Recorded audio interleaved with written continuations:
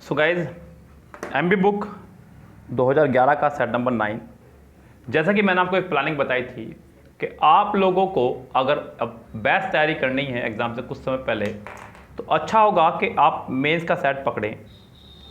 क्यों गाइज? क्योंकि मेंस के सेट में आपका हर पोर्शन बहुत बड़ी मात्रा में मिल जाएगा, जिससे कि आपको तैयारी करने में ज़रा भी दिक्कतें नहीं आएंगी। आपको अगर एक्टिव पैसिव करने हैं तो भी बड़ी मात्रा में, नरेशन करने हैं तो भी बड़ी मात्रा में, हर चीज़ की आपको एक बहुत बड़ी डोज मिलेगी, जिससे आपको बहुत बड़ा मात्रा में फ़ायदा मिलने वाला है।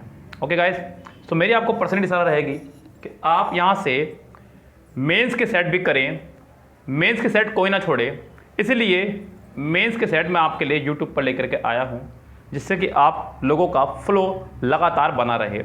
ये आपका set number 57 staff selection commission solved paper 2011 में आया हुआ है। पीपल कॉल हिम अ फूल। शुरू में ही आपको एक्टिव पैसिव दे गए हैं। देखिए गाइस, यहाँ पे मैं आपको बता दूं, सेंटेंस में उसने कहा है people call him a fool. Call आपकी वर्ब की फर्स्ट फॉर्म है। वर्ब की फर्स्ट फॉर्म जब सेंटेंस में हो तो आपको इज एम आर का इस्तेमाल करना होता है। गाइस, वर्ब के तुरंत बाद आपको दिया गया है हिम। हिम का हो जाएगा आपका he is called a fool by the people. इसका आंसर आपका हो जाएगा B correct. He is called the fool, he is called a fool by the people. इस सेंटेंस का आंसर आपका हो जाएगा B correct. He it is being read by us. ये सेंटेंस पहले से ही पैसिव है। आपको is am are plus being plus verb की थर्ड फॉर्म दिख रही है। आपको is am are plus I N G ढूंढना होगा। सो अस का हो जाएगा B. We are reading it, we are reading it, यानी कि इसका आंसर आपका हो जाएगा पहला ही correct. He had committed a mistake. आपको दिख रहा है हैड प्लस थर्ड फॉर्म, आपको ढूंढना चाहिए had been plus third form, जो कि फर्स्ट में नहीं है, सेकंड में नहीं है, थर्ड में है, फोर्थ में नहीं है। तो इसका आंसर हो जाएगा guys C correct. The most useful training of my career was given to me by my boss. So guys, यहाँ पे सेंटेंस ये पहले से ही पैसिव है, सेंटेंस नहीं है आपका ये एक्टिव। यहाँ पे क्लियर दिख रहा है क्योंकि वॉज गिवन लगा दिया, थर्ड फॉर्म का उसने इस्तेमाल किया है अगर, तो समझो सेंटेंस आपका पहले से ही पैसिव है। ठीक गाइस, आपको ढूंढना होगा second form. Was verb plus second form का इस्तेमाल आपको ढूंढना होगा। कितनों में है वो ढूंढिए गाइस, बहुत इजी आपके लिए हो जाएगा। देखिए यहाँ पे माई बॉस हैज़ गिवन पहला बाहर, माई बॉस गिव्स मी दूसरा बाहर। उसके बाद में गाइस यहाँ पे my boss is giving, my boss gave me, तो इसका आंसर आपका हो जाएगा डी करेक्ट। आगे बढ़िए गाइस, यहाँ पे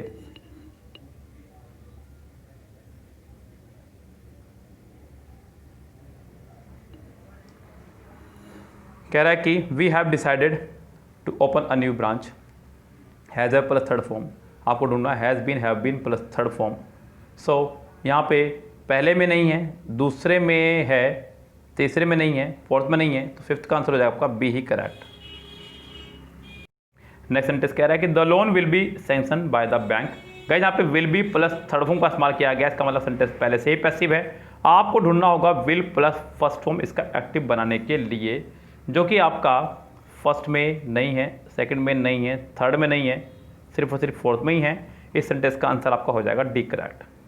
paint the windows imperative sentence है।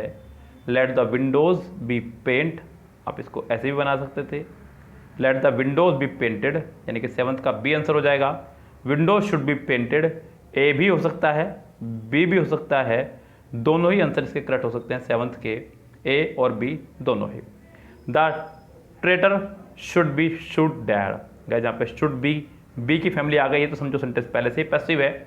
आपको एक्टिव बनाने के लिए शुड प्लस फर्स्ट फॉर्म ढूंढना होगा। कितनों में है? पहले में नहीं है, दूसरे में नहीं है, तीसरे में है, फोर्थ में नहीं है। इसका आंसर आपका हो जाएगा सी ही correct. Rahul is teaching the children in the slum areas. Is am are plus I N G, आपको ढूंढना होगा is am are plus being plus third form.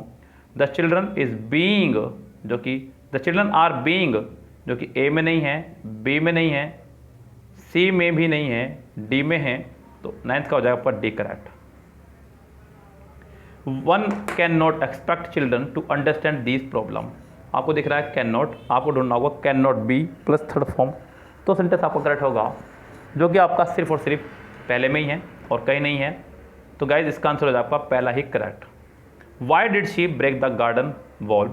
Y से सेंटेंस शुरू हुआ है, तो वाई से ही सेंटेंस शुरू होगा।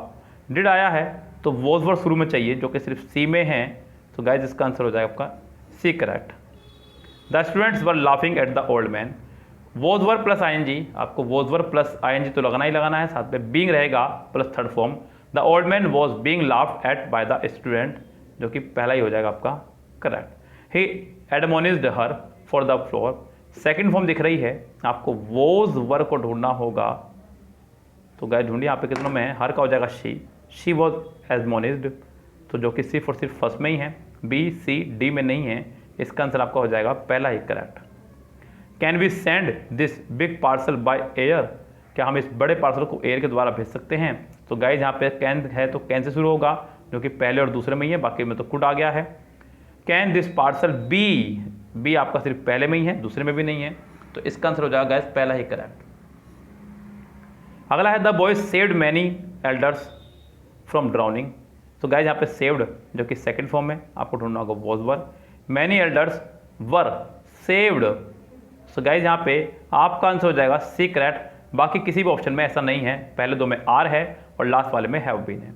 We found him a good wife, guys यहाँ पे फिर से फाउंड जो कि सेकंड फॉर्म है, सेकंड फॉर्म होने की वजह से आपको यहाँ पे वोज वर्ब की रिक्वायरमेंट है प्लस वर्ब की थर्ड फॉर्म की। सो गाइज यहाँ पे सेंटेंस शुरू होगा हिम का ही से, he was found a good wife by us, 16 का पहला आंसर आपका करेक्ट होगा। यस गाइज, कह रहा है कि you will be taken care of by me, guys यहाँ पे पहले से ही will be plus third form लगाया गया है, इसका मतलब सेंटेंस ऑलरेडी पैसिव है, आपको विल प्लस फर्स्ट फॉर्म ढूंढना होगा कितनों में है, जो कि आपका फर्स्ट में नहीं है, सेकंड में नहीं है, थर्ड में है, फोर्थ में नहीं है, इसका आंसर आपका सी हो जाएगा correct. Promises should be kept, ये भी सेंटेंस आपका पहले से ही पैसिव है, क्योंकि बी की फैमिली प्लस थर्ड फॉर्म आ रही है, तो देखते हैं you must keep the promises, we must keep the promises, keep the promises, बिल्कुल इसका आंसर हो जाएगा आपका सी करेक्ट। इस गाइस चलिए आगे बढ़िए गाइस, यहाँ पे अगले पोर्शन पे circumstances forced him to resign his post, so guys यहाँ पे फोर्स्ड जो कि सेकंड फॉर्म है, सेकंड फॉर्म को देखते हुए आपको यहाँ पे वॉज या वर्ब में से किसी एक का इस्तेमाल करना होगा। कितनों में है वॉज वर्ब, जो कि फर्स्ट में नहीं है, सेकंड में है, थर्ड में नहीं है, फोर्थ में नहीं है, तो इसका आंसर आपका हो जाएगा B correct. We would have written this essay in time, यहाँ सेंटेंस में अभी तक बी की फैमिली नहीं आई है, तो this essay would have been written by him in time, इस सेंटेंस का आंसर आपका हो जाएगा बी करेक्ट। 21 से 40 तक आपको बताना है कि अंडरलाइन वाले पार्ट में क्या इंप्रूवमेंट हो सकता है, उसको ठीक कीजिए गाइस। कह रहा है कि his acting is too good, his acting is too good, guys हमने आपको बताया था कि टू का इस्तेमाल आप लोग नेगेटिव क्वालिटी बताने के लिए करते हैं, पॉजिटिव क्वालिटी बताने के लिए आप टू का इस्तेमाल नहीं कर सकते। His acting is very good का इस्तेमाल कर सकते हैं। बेस्ट आपका सुपरलेटिव डिग्री है, इसका इस्तेमाल नहीं कर सकते, इससे पहले दा चाहिए। मच बेटर आपका कंपैरेटिव है, जबकि यहाँ पर तुलना नहीं हो रही है किसी की भी, एक ही व्यक्ति की बात हो रही है। His acting is very good, simple sentence है, सी आंसर हो जाएगा इसका correct. The novel consist of 1000 pages, इस नोवेल के अंदर 1000 पेजेस हैं। गाइज एक बार नहीं कई बार बता चुका हूँ कि कंसिस्ट के साथ हमेशा आपका ऑफ आया करता है, जबकि कंप्राइजेस के साथ में कभी भी आपका ऑफ नहीं आया करता है। यस गाइस, तो यहाँ पे आपको कंसिस्ट ऑफ लगाना होगा, इस सेंटेंस का आंसर आपका हो जाएगा B correct. If I studied well, if I studied यानी कि सेकंड फॉर्म, तो अगले वाले पार्ट में भी सेकंड फॉर्म विल की और फर्स्ट फॉर्म आएगी, क्योंकि ये तो अमिताभ बच्चन है, इसके साथ तो हमेशा फर्स्ट फॉर्म आनी है। आपने इसकी सेकंड फॉर्म बना दी, तो यहाँ पे आई वुड पास होना चाहिए था, यानी कि इस सेंटेंस का आंसर आपका सी होना चाहिए था, जो कि उसने नहीं करा, उसने आई विल पास लिखा है, आपको इसका आंसर सी लगाना होगा। She reminded where to leave the paper, she reminded where to leave the paper, she reminded me where to leave the paper, तो गाइज यहाँ पे आपको ऑब्जेक्ट की आवश्यकता थी रिमाइंडेड के बाद में, she reminded me where to leave the paper, इसका आंसर हो जाएगा आपका सी करेक्ट।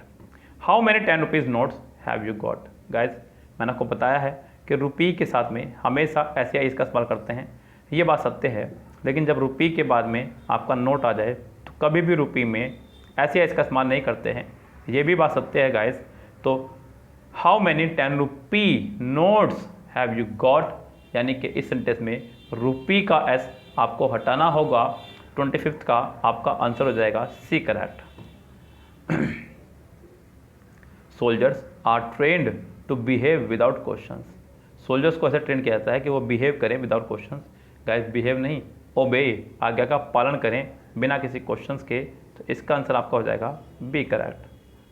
अगला क्वेश्चन कह रहा है कि Prasad bowls faster than Srinath isn't it. ये आपका क्वेश्चन टेक्स्ट सेंटेंस है। आपको यहाँ पे दिखाई दे रहा है बाउल्स, जो कि है वर्ब की फर्स्ट फॉर्म प्लस उसमें SAIS।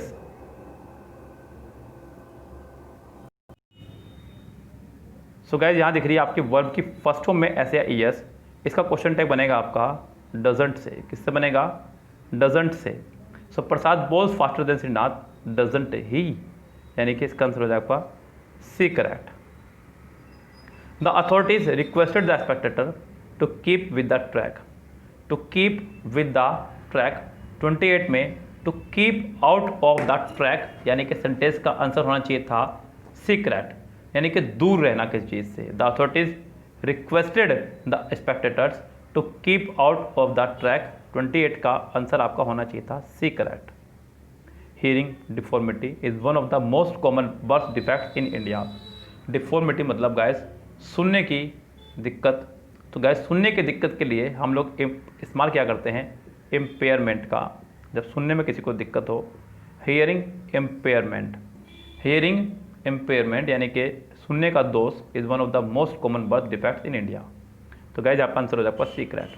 He is having many friends. Guys इसके बारे में मैंने आपको verb plus time and tense में खूब अच्छे से बताया था कि हैविंग का इस्तेमाल जब सेंटेंस के बीच में हो तो इसका मतलब होता है होना या हो रहा है, होना या हो रहा है। मैं कहूँ आपसे कि I am having a headache, मुझे सिर दर्द हो रहा है, तो ये सेंटेंस ठीक है।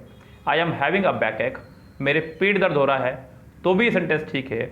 लेकिन अगर मैं कहूँ कि I am having many friends, मेरे बहुत सारे दोस्त हो रहे हैं, तो ये कहना गलत होगा। ऐसी स्थिति में आप लगाइए ही हैज़ मैनी फ्रेंड्स, उसके बहुत सारे दोस्त हैं, ना कि हो रहे हैं, यानी कि इस सेंटेंस का आंसर होगा आपका B correct. The commissions are set up to ask the incident. Commissions को जो है सेटअप किया गया है to ask the incident, ask नहीं टू लुक द इंसिडेंट, ध्यान रखने के लिए। यस गाइस, तो यहाँ पे आपका 31 का आंसर हो जाएगा लुक, क्योंकि आगे इनटू भी है। लुक इनटू मतलब जांच करना। I am agree upon you, ये तो पूरा तरह से रॉन्ग है। एंग्री के साथ में अगर कोई व्यक्तिवाचक नाउन खड़ा है तो आपको विद का इस्तेमाल करना होता है। यू खड़ा आपका प्रोनाउन व्यक्ति के लिए, तो आपको लगाना होगा with. I am angry with you, और तुमसे पूछता हूँ। सो गाइस 32 का आंसर हो जाएगा B correct. Don't stay out late, come home सून।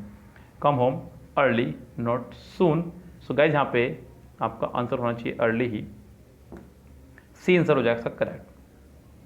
33 का C. 34 the greater is the increase in population the harder it is for people to find educate housing. जितना ज़्यादा पॉपुलेशन इंक्रीज होगा उतने ज़्यादा मुश्किल हो जाएगा लोगों के लिए हाउसिंग यानी कि घरों को ढूंढना। The greater is the increase. तो गाइज यहाँ पे केवल द इंक्रीज का इस्तेमाल करें, इसका इस्तेमाल नहीं होगा। The greater the increase in population the harder it is for people to find educate housing. इसका आंसर आपका हो जाएगा C correct. Sabita invited all her friends for the wedding, but none of them came to the function. So guys यहाँ पे 35 sentence में अगर मैं बात करूँ तो किसी भी फंक्शन के लिए, ऑफिस के लिए, स्कूल और कॉलेज के लिए हम लोग इस्तेमाल करते हैं अटेंड का। किसका इस्तेमाल करते हैं? अटेंड का। तो गाइज यहाँ पे आपका अटेंड होना चाहिए था, तो इसका आंसर आपका हो जाएगा बी करेक्ट इस लिहाज से। If you had arrived earlier you had found me in the bus. Sentence आपका if plus subject plus had verb की थर्ड फॉर्म पर आधारित है। आपको अगले वाले पार्ट में वुड हैव का इस्तेमाल करना होगा प्लस थर्ड फॉर्म का। तो गाइज इसका आंसर हो जाएगा आपका B correct. Keep quiet will listen to the radio. शांत रहिए, हम लोग रेडियो सुन रहे हैं, ये कहना चाह रहे हैं। सो गाइस 37 में उसने कहा keep quiet we are listening to the radio, हम लोग रेडियो सुन रहे हैं। सो इसका आंसर आपका हो जाएगा ए करेक्ट। सेंटेंस में काम कंटिन्यूस की तरफ इशारा कर रहा है, तो इसका आंसर आपका हो जाएगा A correct. With her childish innocence she won the hearts of everyone present there. Guide childish का मतलब होता है मूर्खतापूर्ण, चाइल्डिश मतलब मूर्खतापूर्ण, मूर्खतापूर्ण नहीं गाइस, अपनी दूसरी अदा से। और वो कौन सी अदा है वो आपको देखना होगा। पहला वर्ड है इम्पिश, नटखट, रगिस, आपराधिक, चाइल्ड लाइक, बच्चों जैसी, with her child like innocence she won the hearts of everyone present there. तो गाइस इसका आंसर हो जाएगा C correct. Herself saw the thief, pronoun के लेक्चर में जो कि यूट्यूब पर बिल्कुल साफ साफ पड़ा हुआ है, आप भी जाकर देख सकते हैं, कंप्लीट प्रोनाउन लेक्चर पड़ा हुआ है। तो हमने उसको साफ बताया है कि रिफ्लेक्सिव प्रोनाउन से कभी भी दुनिया कोई भी सेंटेंस शुरू नहीं हो सकता है। ये पूरी तरह से रॉन्ग है गाइस। अगर कोई लोग बोलते हैं कि माई सेल्फ सौरभ जैन, तो वो फॉर्मेशन गलत है गाइस। इंग्लिश स्पीकिंग के दौरान कुछ लोग इस तरह के शब्दों का इस्तेमाल करते हैं, लेकिन ये गलत है गाइस। जो चीज़ गलत है वो गलत ही रहेगी। यहाँ पर शी से सेंटेंस शुरू होगा, तो सेंटेंस में 39 में आपका आंसर हो जाएगा B correct. C herself saw the thief, इसका आंसर हो जाएगा B correct. They wanted to have some onion fresh soup, तो यहाँ पे 40 में सेंटेंस का सिर्फ फॉर्मेशन चेंज करना होगा। They wanted to have some fresh onion soup होना चाहिए था। सेंटेंस का आंसर हो जाएगा आपका बी करेक्ट। सो गाइज जैसा कि आपको पता ही है कि ये आपका है मेंस का सेट, मेंस का सेट है, तो यहाँ क्वेश्चंस की संख्या रहेगी आपकी 200। इसलिए मैंने आपको ये यूट्यूब पर कराने का फैसला लिया, जिससे कि आप लोगों की तैयारी को मैं एक नया आयाम दे सकूं। आप लोग इसमें रिवीजन भी कर सकते हैं और अपनी प्रैक्टिस भी आपकी चलती रहेगी। लेकिन गाइस 200 क्वेश्चन का सेट है, तो ये आपका रहेगा 5 पार्ट्स में। आज का पार्ट मैं यहीं फिनिश करता हूँ। पहला पार्ट आपका यहीं फिनिश होता है 40 क्वेश्चन पे ही। 41 से आगे चलेंगे नेक्स्ट पार्ट में, नेक्स्ट वीडियो में। फिलहाल लेते हैं आपसे विदा। Good bye, have a nice day.